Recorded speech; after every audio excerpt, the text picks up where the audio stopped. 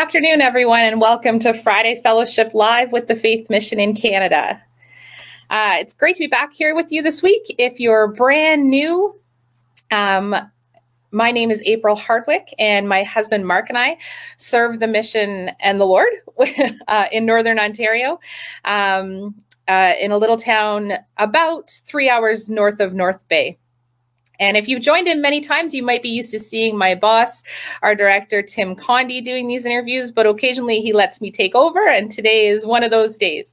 So I'm excited to be here with you today. I have a lovely friend of mine, Vanessa Siemens, joining me today, all the way from beautiful British Columbia. So if you don't live on the West Coast, you can be jealous with me that she's joining us from there. It's a beautiful part of our country. And I know she got to go whale watching last night, so have a little bit of jealousy right now. Let us know where you're joining us from today. We love to see how these broadcasts are impacting people all over the world. And we know that part of our reach is happening because you're sharing this broadcast.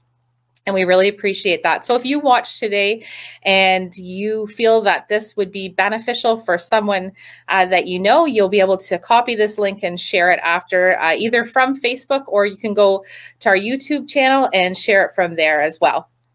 If you're brand new today to the mission, welcome. You can check out our Facebook page at www.faithmissioncanada.org, and on there you'll also find a variety of resources. We have ladies and men's retreats, past ones up there for you to watch. We have different sermons, and you'll also be able to find out more about the Faith Mission in Canada staff that exists right across Canada.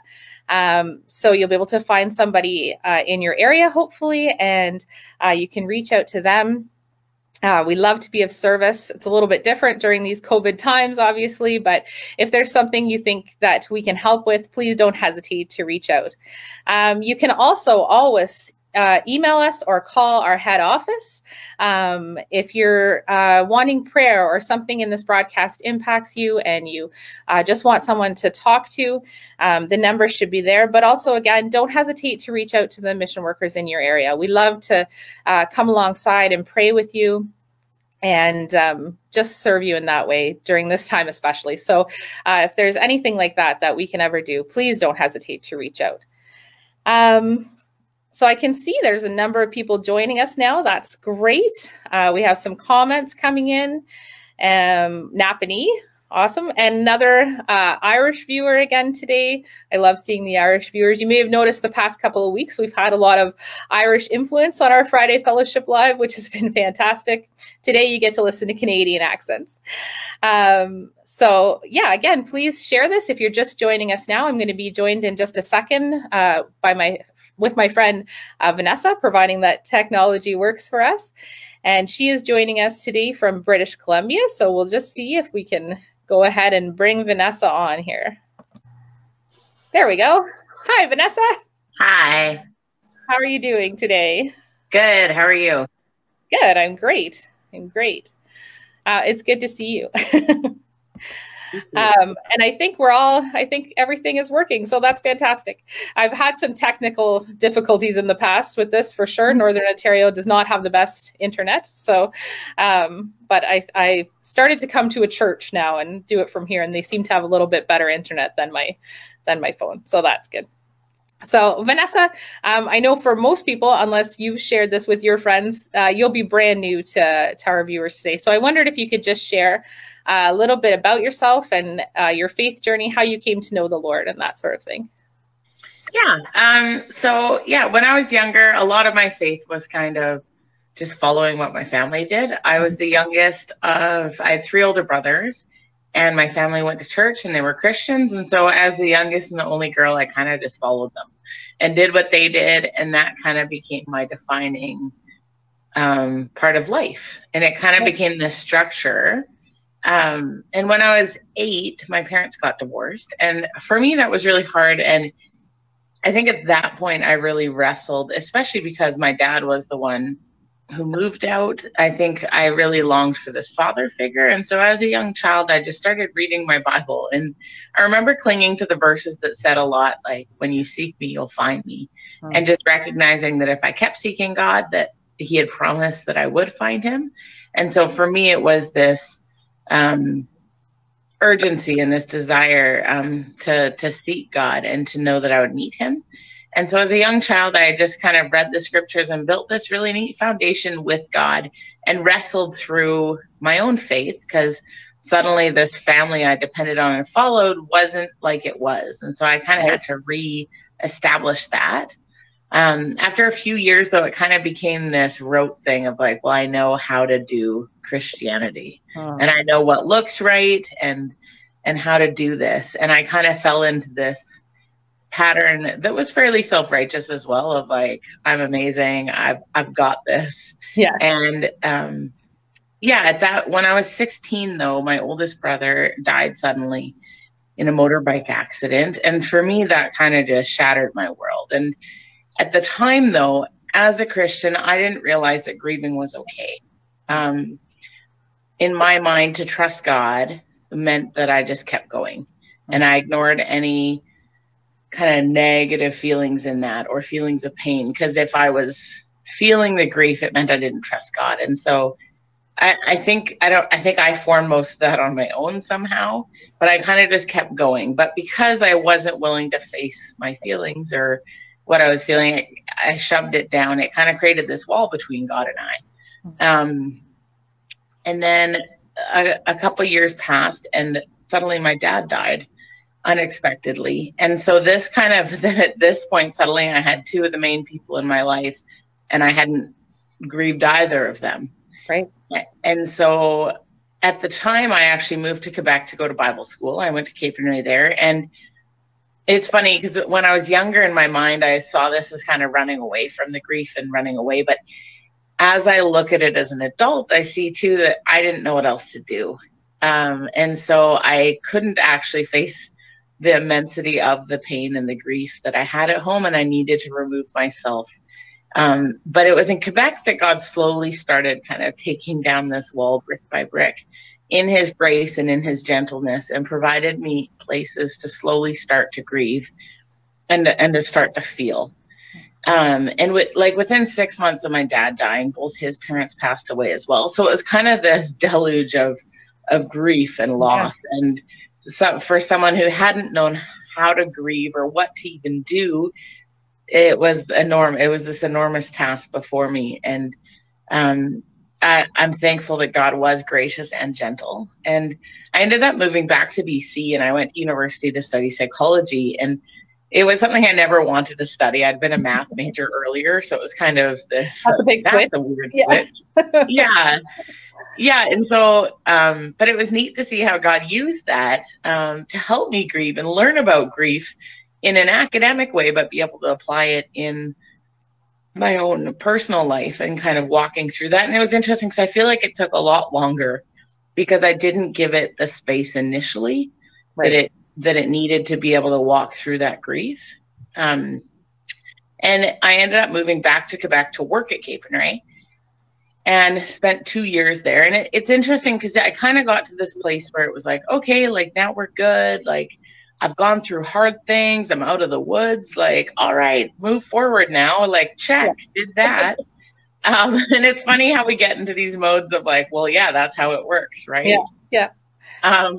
And so at the end of I didn't know it was the end of my time, but I got a phone call from my mom saying that she had cancer and it was stage 4. And that kind of rocked me. And I ended up moving back to BC and being her caregiver. And it looked like she would die within the first few months, but she actually ended up living 2.5 years, which was amazing. But being her primary caregiver for 2.5 years was a beautiful thing, but also like a gut-wrenching hard thing at the same time. And so I kind of felt like God had taken me from this rich community I was part of and then brought me to something really, really hard. Right. And so I wrestled a lot. And it was interesting having someone that I was walking with as they were slowly dying and losing parts of who they were, and our relationship was shifting. And to actually have the space to grieve that with her. And then after she died as well. And it was this difference of wrestling with God and sitting with God in the grief of it that had shifted from before. And so Yeah, so for me, it's been these kind of pockets of places where God has met me in these dark places and these places of grief and loss. And as I've continued to go, and it's funny because when I started being a caregiver for my mom, I was also starting my first year at seminary and looking at a lot of stuff there. But I love kind of how God orchestrated that, because for me, that community and the stuff I was learning gave me a really good space to wrestle with God through it, but to sit with God and to, just to meet him in those places. So I was really thankful for that too. And for how that kind of all came together. And so, yeah, for me, it's been kind of this growth since then and this deepening of my faith as I am okay with being able to wrestle and question and still trust deeply in God and learning what that looks like continually. Yeah. Yeah. Well, obviously, as your friend, I sort of knew a little bit of your story in bits and pieces. So that's why I was excited to have you on today, because I think you have some real things to speak into this issue of grief and grieving as a Christian. And so, but one of the things I'm most excited about is that you're writing a book. And so I wanted to talk a little bit about the decision to write a book. What's it going to be about, and what does it look like? Can you share a little bit about that? Yeah. So I love writing, and it's always something I've wanted to do, but it's a matter of what topic. And it's interesting because my mom and I used to travel a lot. She was a very close friend, and we traveled the world together, and we had a lot of fun on these trips. And so when she kind of near the end of her life, I remember telling her that after she died, I was going to go on a grieving road trip. And I told her that, like, because I think there's a process that we need to slow down and create space. So I said, I want to create space, but I want to do something that will honor you and the memory of our relationship as well. And so I decided, I wasn't sure where to go, but then I had this book idea. And I thought, hey, I could go to all 50 US states and name my book 50 States of Grief. Because I thought it was clever. So great. So I ended up planning a 3-month trip and driving around all the states. And it was this carved apart time, but also this experience, I think, with grief. For me, there's a parallel of being on a journey and the ups and downs of that and the different moments of it. And some days are really good and some days are really hard and some are just kind of middle of the road. And so I wanted to kind of write my book in a structure of looking at my own trip and kind of paralleling it, bringing different themes alongside. And so kind of pairing different states with themes as I go. And a lot of them just naturally came up as I traveled, which was really neat. And part of the passion for this book is also that I think, especially in our society, and unfortunately a lot of times in the church too, we don't create space for grief and we don't always know what to do with it. And, you know, I've even had a lot of people that are like, yeah, this is hard, but I really hope you get through it soon. Yeah. Versus recognizing, actually, this is a huge loss and it's, you know, like come after a lot of other losses. So I think I need time for this and that's okay. Yeah. You know, I might, things are going to be hard and I'll struggle through it and you need to leave me that space. And so part of it for me is wanting to create that space for other people, but also create that validation, because I don't think we validate each other in it very well. Because we go, well, yeah, like chin up, like keep going, versus going, yeah, that's okay for you to be here for a while and it's okay for you to feel this way. And so that's part of kind of what I want to convey in sharing my own story. And for me, it's been interesting too to have the contrast of having loss earlier on when I didn't really know a lot about grief and I didn't really have people who came alongside in the same ways, versus later when I'd learned a lot and journeyed through different things and kind of had better space that I could create for myself and permission for that too. Yeah. That's great. I'm very excited for this book. I think, I mean, I got to watch your journey, virtually watch your journey. So I think I have that extra level of excitement to see, you know, how each stop spoke to you and how it related to your grief journey. So I'm very excited for that. I think, you know, one of the best descriptions that I've ever heard of grief that really resonated with me, and maybe it'll I'm sure you've heard it, but is the description of it's like waves in the ocean, you know, and at the beginning, the waves are coming one after the other, and you honestly feel like you're going to drown. Like it's just crazy. And as you go further and further in your journey, the waves may come less often, but they might even be bigger waves that feel worse, you know, or but they're not one on top of each other, and it's not as overwhelming as it is in the beginning. Can you, as a Christian, maybe for both of those situations, when you didn't know what to do with your grief, and then as you know, matured and got more education really in it, how did you deal with grief differently in those situations where it was so all-encompassing and overwhelming, and then, you know, now even still, when you still have those days that are super, super hard, and the wave may not come all at once, but it's bigger. How do you deal with that now? What does that look like for you?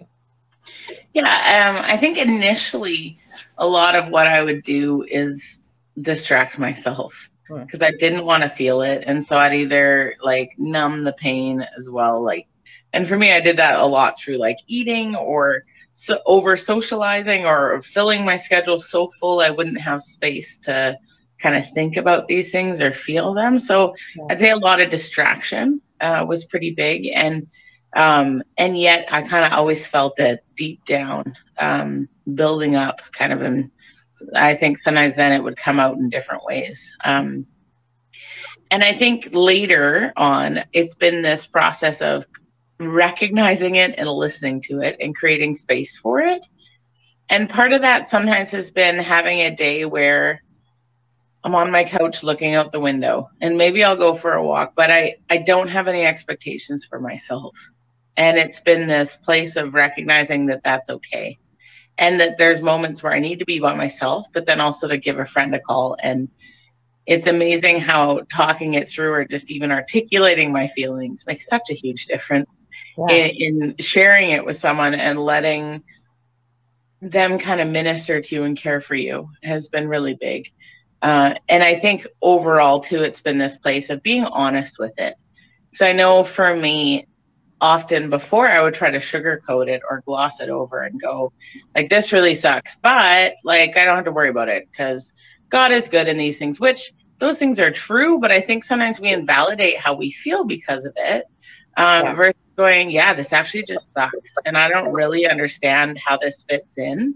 I know God is good, but this sucks. Yeah.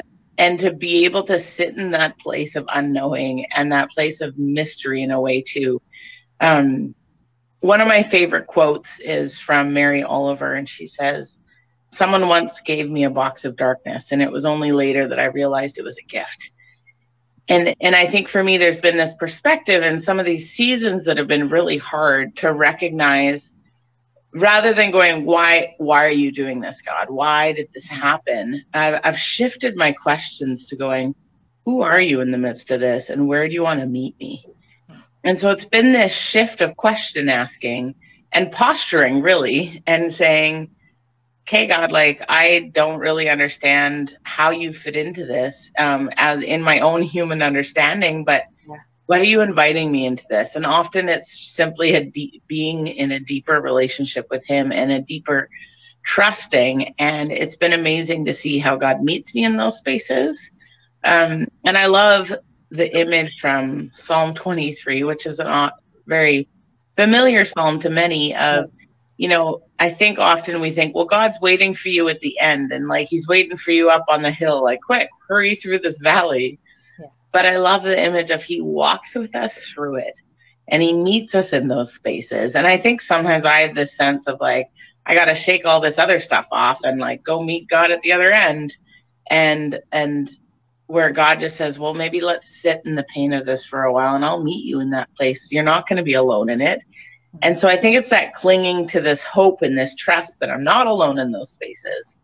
And it's interesting because especially actually during like quarantine and that, grief hit me in a way that I was not expecting. And it kind of blindsided me, as kind of with the analogy of the waves goes.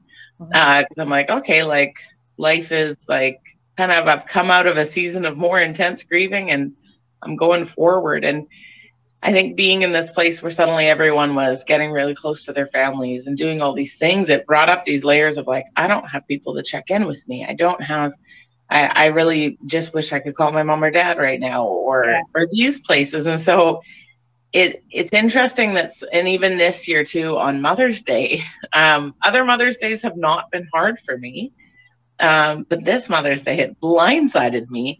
And I think part of it, like what I've learned, is just to have grace with myself and not to judge it. Because I think so often we're quick to say like, oh, it's been 5 years. Like, why are you still feeling this way? Yeah. But going like, no, I don't feel this way all the time, but that's still a huge loss, and it's a lifelong loss.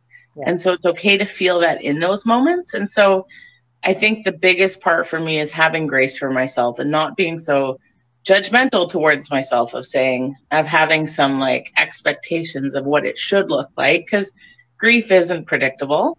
And like as the waves coming in, you don't always know which ones are bigger.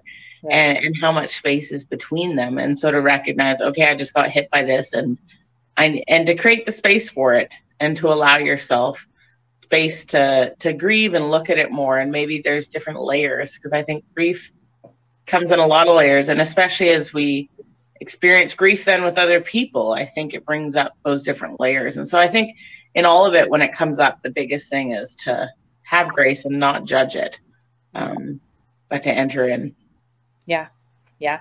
I appreciate that. The unpredictability, I think, catches some people off guard, and I think we don't know how to deal with that because we like things in neat little packages, right? We have the stages of grief, and you should go through those stages and then you should be done, not realizing that you might go through all those stages again later, So as I've walked through grief myself, and I'm sure this has been your experience as well, because you deal with humans as well, I've dealt with a lot of attitudes and opinions, both from non-Christians, but also from the church and Christians, I think, that on how I should deal with my grief, on how, like you touched on this a little bit, on, this is going to be hard, but I hope you'll get through it, or I hope you'll, deal with it, or, maybe the attitude that you should be done with it because it's been 5 years or whatever.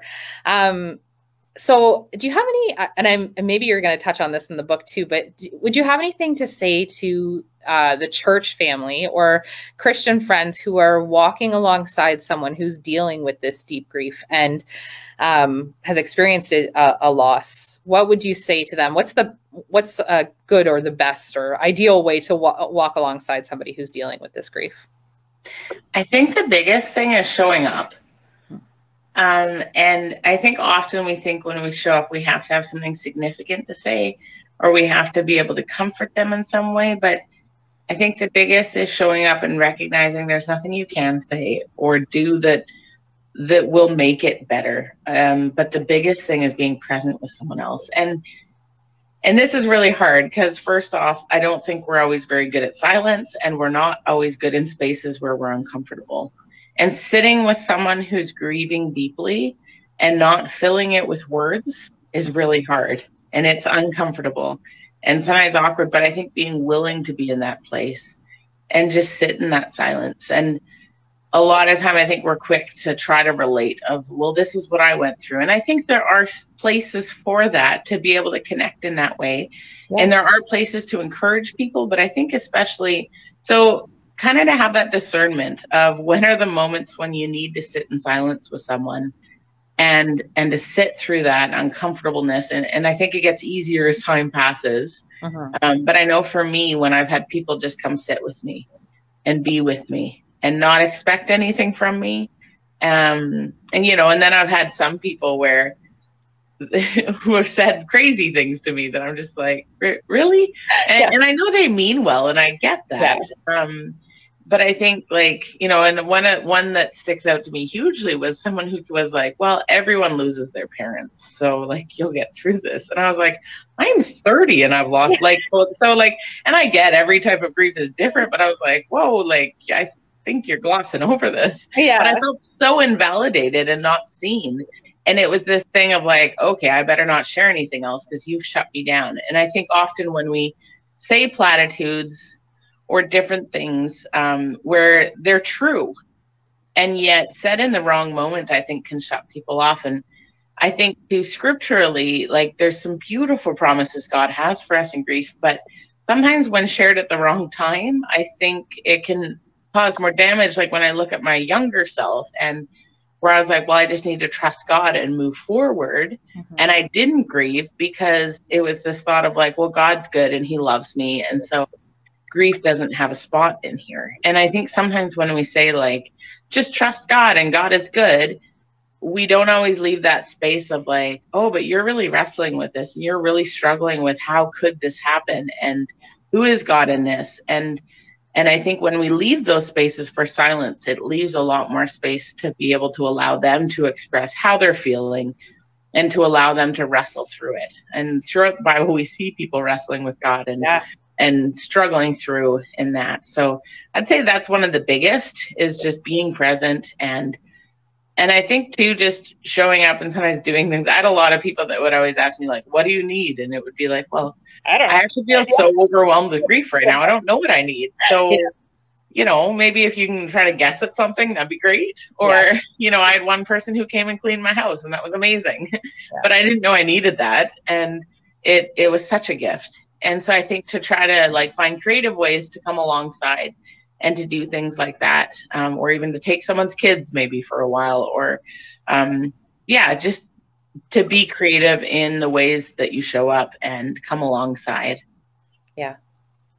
And I think I in my experience, I think you're right. I think it is the showing up. You know, I think it's the people that you can tell the people who are they just drop out of your life, right? Like they just don't know it. And I mean, you have to have grace for those people as well, because it is, like you said, it's an awkward space to be. It's not comfortable. And some people just, maybe they're not in a position to deal with that. But I would agree with you. I think those are the big things. So, well, I don't want to keep you too much longer because I know you are enjoying the island, which is not normal life for you. So, but I really appreciate you coming on today and sharing with us. And we will look forward. Well, I know I look forward to reading your book. I can't wait until it's out. And thank you so much for joining us today. Yeah, thanks for having me. Yeah. All right. Well, I will talk to you later. All right. Sounds good. Vanessa. Bye. Bye. So thanks for joining us today. That is our Friday Fellowship Live broadcast for this Friday at the end, almost the end of July, which is hard to believe that our summer is going to come to an end soon. That is so sad. But we hope that this has blessed you. And if you know someone who is walking through grief right now, or if you're walking through grief yourself, as Vanessa said, grace. Give yourself grace, give your friend grace. And if you're able to provide that space for your friend that is, or yourself, that is free of judgment and just lets the person speak and grieve the way that is most helpful to them, that is such a gift. Again, if we can help you in any way, please don't hesitate to reach out. We would love to pray with you. We would love to walk alongside you through this. So continue to check out our Facebook and our YouTube channel. We have some more things coming up in the coming months, and I know we'll continue to have our different mission workers join us on Mondays with sharing their stories. And I believe I think next week is still July. I didn't look at a calendar before I came on today, but so we should have maybe one more Friday Fellowship Live. And then I know there's some other things planned for different Fridays.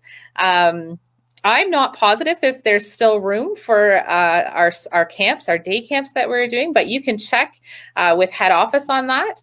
And that would be the link there to check for our summer camps, our day camps that are able to happen in Campbellville. So have a great weekend, everyone. Thank you for joining us, and we'll see you again soon. Bye.